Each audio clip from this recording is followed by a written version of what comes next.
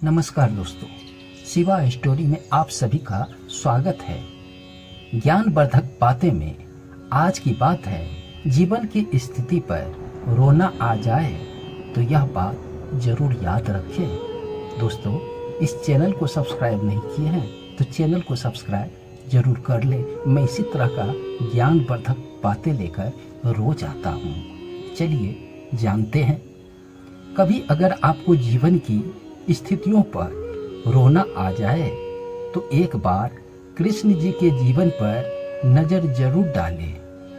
रोना आपका बंद हो जाएगा। श्री कृष्ण ने एक जेल में जब जन्म लिया था और जन्म लेने के तुरंत बाद ही उन्होंने रात में ही उफनती यमुना पार कर गोकुल चले गए। दूसरे दिन राक्षसनी पूतना उन्हें मारने आ गए और यहाँ से जो संघर्ष का सिलसिला शुरू हुआ वह देह त्याग तक बना रहा। भगवान कृष्ण का जीवन कहता है कि आप कोई भी हो, संसार में आए हैं तो जब तक जीवन है आपको संघर्ष करना ही होगा। वे चाहे कृष्ण हो या पुरुषोत्तम श्री राम। मानव अवतार लेकर परमात्मा भी सांसारिक चुनौतियों से बच नहीं पाए, लेकिन श्री कृष्ण ने कभी भी किसी बात की शिकायत कभी नहीं की। हर परिस्थिति को जिया और जीता। श्री कृष्ण कहते हैं, परिस्थितियों से भागो मत, उनके सामने डट कर खड़े हो जाओ, क्योंकि कर्म करना ही मानव जीवन का पहला कर्तव्य है। हम कर्मों से ही मुश्किल से मुश्किल हालात को जीत सकते हैं। श्री कृष्ण अपनी शिक्षा मध्य प्रदेश के उज्जैन में साबती ऋषि के आश्रम में रहकर पूरी की थी। कहा जाता है कि 64 दिन में उन्होंने 64 कलाओं का ज्ञान हासिल कर लिया था। वैदिक ज्ञान के अलावा उन्होंने कलाएं सीखी। शिक्षा ऐसे ही होनी चाहिए जो हमारे व्यक्तित्व को रचनात्मक विकास करे। संगीत, नृत्य, युद्ध सहित 64 कला कृष्ण के व्यक्तित्व का हिस्सा बनी रही। आप अगर विद्यार्थी हैं तो खुद को सिर्फ किताबी ज्ञान तक सीमित न रखें, अपने कौशल पर ध्यान दें। हरफन मौला बने। अगर आपके बच्चे स्कूल में पढ़ते हैं तो उन्हें अपने व्यक्तित्व को कौशल समृद्ध करने को प्रोत्साहित करें। उनमें कोरा ज्ञान न भरे। उनकी पढ़ाई ऐसी होनी चाहिए कि रचनात्मक कोई नई आयाम मिले। कृष्ण ने जीवन भर कभी भी उन लोगों का साथ नहीं छोड़ा जिनको मन से अपना माना। अर्जुन हो, सुदामा या फिर उद्धव, श्री कृष्ण ने जिसे अपना मान लिया उनका साथ जीवन भर रहा। रिश्तों के लिए उन्होंने कई लड़ाइयाँ लड़ी और रिश्तों से ही कई लड़ाइयाँ जीती भी।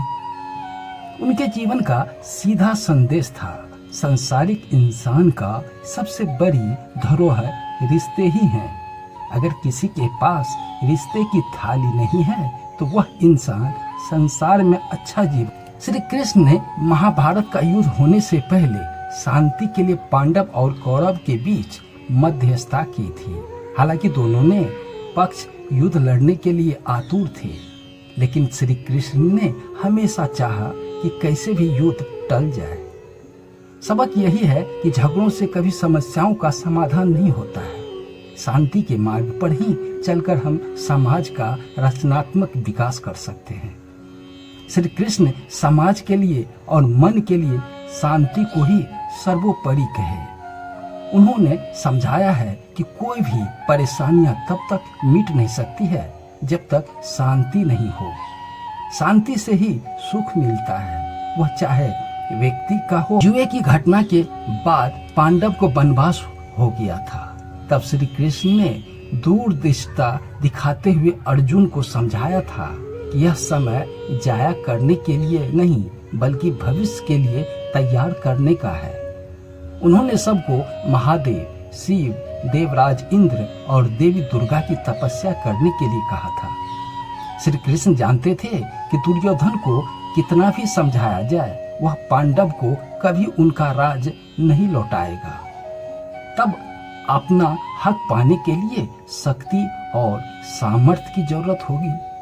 कर्ण के कुंडल कवच पांडव की जीत में आरे आ रहे थे, यह भी वे जानते थे।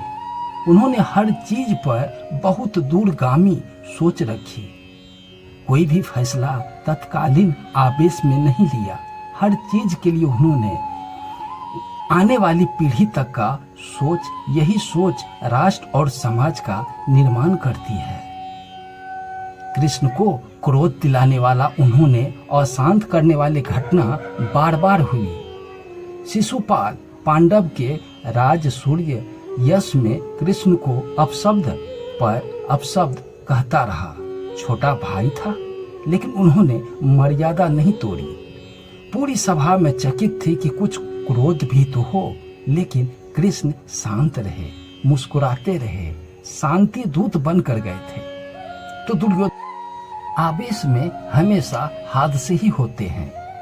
विपरीत परिस्थितियों में भी कभी विचलित होने का गुण श्री कृष्ण से बेहतर और कौन सिखा सकता है। दोस्तों, ये सारी बात अगर पसंद आई हो तो चैनल को सब्सक्राइब जरूर कर ले। मैं इसी तरह का ज्ञानवर्धक बातें लेकर रोज आता हूँ।